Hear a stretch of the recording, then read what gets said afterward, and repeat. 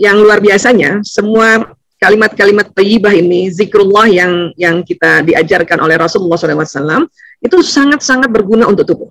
Ya, jadi kalau tadi kita bertasbih, bertahmid, bertahlil dan bertakbir, ya, menurut Rasulullah SAW adalah sedekah sendi.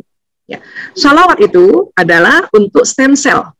Masih ingat pelajaran kita tentang ya Nur Muhammad stem cell.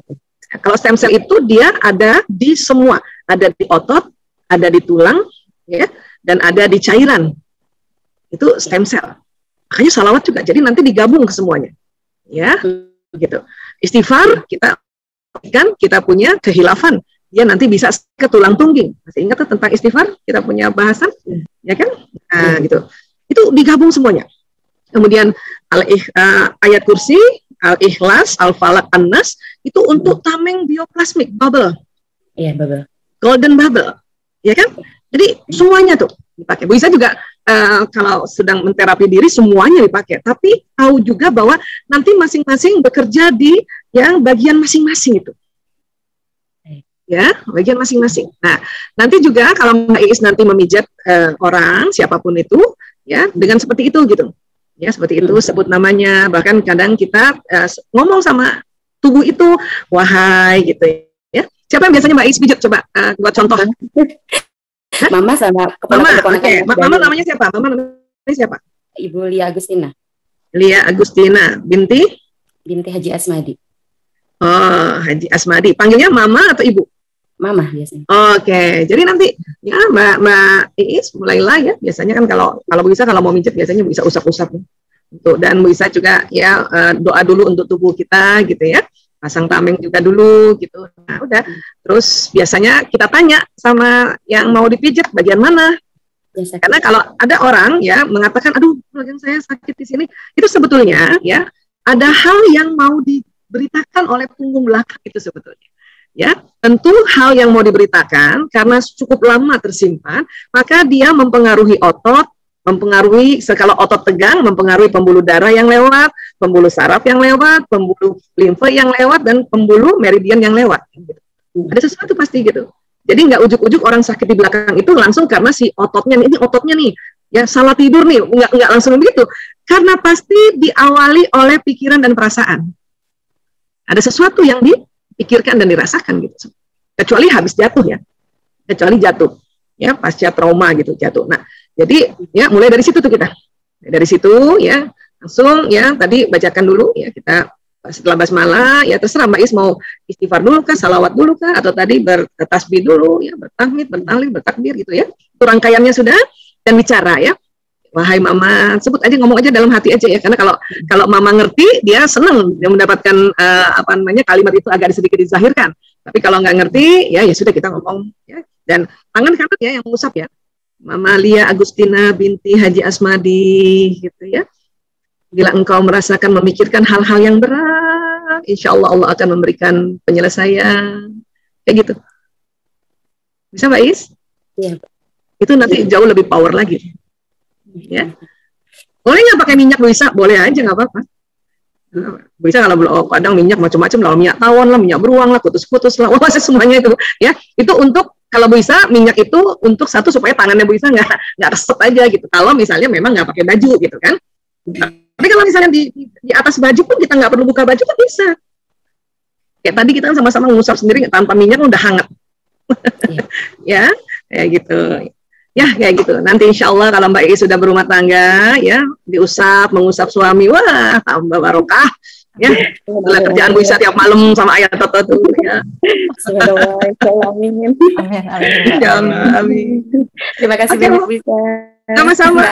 Ya, makasih Mbak Is. Baik. Selanjutnya, Assalamualaikum. Ya, Waalaikumsalam warahmatullahi wabarakatuh. Terima kasih. Waalaikumsalam warahmatullahi wabarakatuh. Selanjutnya ke Ibu Reni dari Malaysia. Kan saya punya anak berusia 3 tahun. Laki-laki ya. Ya, kan masa-masa golden age-nya gitu kan, Bu. Saya tuh pengen ngasih kayak kesadaran, di bawah kesadarannya tuh yang baik-baik. Nah, waktu-waktu yang pas, waktu-waktu yang cocok untuk menanamkan pikiran-pikiran di bawah alam sadar yang baik-baik itu kapan gitu, Bu? Mau tidur? Oh iya. Mau tidur, diusap-usap kepalanya. Anak-anak kan pokok pantatnya tuh kan, usap-usap. Kalau saya dulu waktu anak-anak itu ya selalu sampai sebesar gini juga tadi.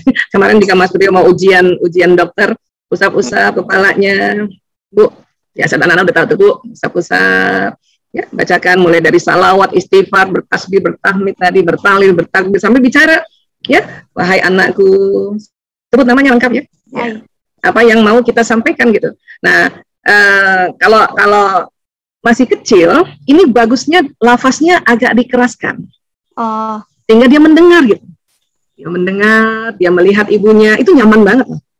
Ya, dan dia merasakan diusap-usapnya itu, apalagi masih 3 tahun. Ya. Zaman dulu pun orang tua kita kan kalau mau menidurkan anak itu kan ya diusap-usap. Masih pakai bahasa daerah. Ya. Orang Jawa gimana sih? Tak lelo gitu ya. Lelo letung. Gitu ya. Gitu kan. Iya. Nah, kita juga begitu. Wah, ini Bu Yusi asik banget, masih punya anak kecil yang masih bisa mumpung otaknya masih bersih, masih belum banyak memikirkan macam-macam itu. Nah, terkadang kita kombinasi dengan bercerita. Ya, kita bercerita di situ, terus kita masukkan harapan-harapan. Kenapa? Karena secara pengaruh lingkungan pada anak-anak, ya kan kita tahu nih, anak 0 hari sampai 6 tahun, apa kata ayah ibuku? Itu kesempatan. Makanya teman-teman, sahabat-sahabat Villa yang masih punya anak di bawah 6 tahun, ya 0 sampai 6 tahun, itu kesempatan banget untuk banyak bicara sama anak, kasih masukan, kasih nasihat, cerita gitu. Ya, karena 0 sampai 6 tahun itu apa kata ayah ibuku. Itulah kadang-kadang kalau ada dialognya anak-anak antar mereka kan, kata ibu aku nggak gitu, kata bunda aku, kata umi aku, gitu kan. Anak-anak gitu tuh. Jadi kesempatan, karena nanti 7 tahun sampai 13 tahun apa kata bapak ibu guruku. Makanya teman-teman ya sahabat-sahabat yang sedang daring anaknya yang SD ini, ya kan diajarin sama ibunya, kata guru aku nggak gini bunda salah, guru aku gitu. Itu 7 sampai 13 tahun apa kata bapak ibu guru. Ya sampai 12 lah, 12 ya. Nah, 13 sampai 20 tahun apa kata teman. Ya, mumpung belum apa kata teman. Ngomong apa kata teman kan. Nah, saya juga harus, tapi dengan tahu seperti itu kita sadar, jadi nggak usah terlalu merasa cemburu juga bahwa kok temannya ada yang diomongin dulu aja, tanya ibu.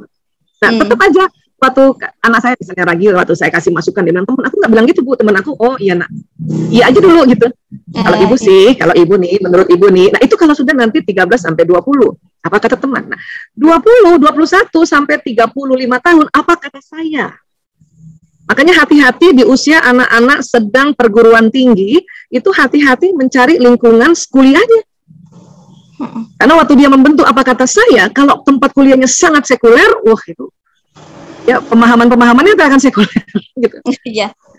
Walaupun ya alhamdulillah wa syukurillah di atas 35 tahun sampai nantinya kembali lagi apa kata Allah. Ya, gitu. Kalau Mbak Vera apa kata Ustaz? Aku.